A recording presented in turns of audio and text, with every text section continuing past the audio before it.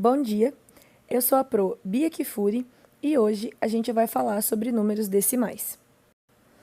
Bom, de uma maneira bem simples, número decimal significa número com vírgula, que na verdade são os números que a gente mais encontra no nosso dia a dia, né? Se a gente for ao mercado, por exemplo, lá no mercado, a maioria dos valores, se não todos, são com vírgula.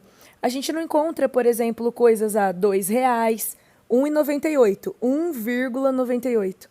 Né? A gente não encontra, por exemplo, R$7, 7,23, 134,9, 0,47. Então, o número decimal é todo número que tem vírgula, certo? Essas casinhas que tem depois da vírgula, a gente chama de casas decimais. E a gente consegue somar, subtrair, multiplicar e dividir números decimais. Vamos ver. Para fazer adição e subtração. Sempre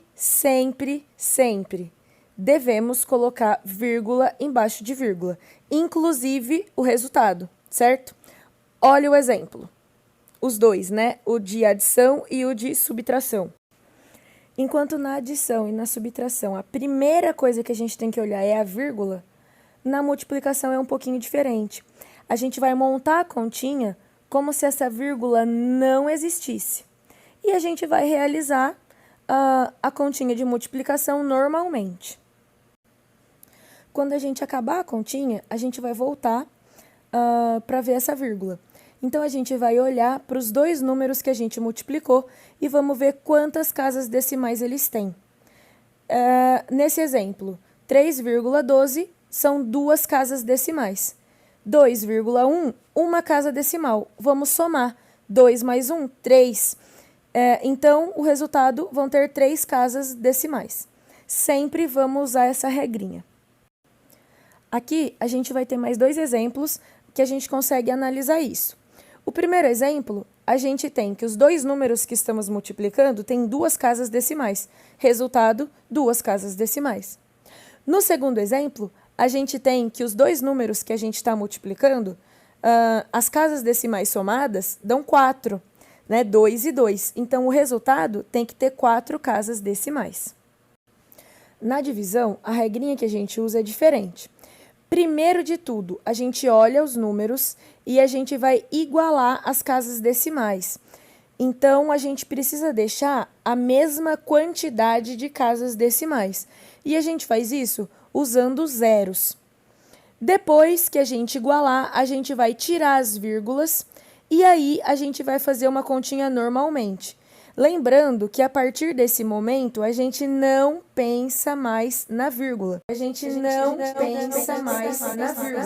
Se ela aparecer, tudo bem. Se não, tudo bem também.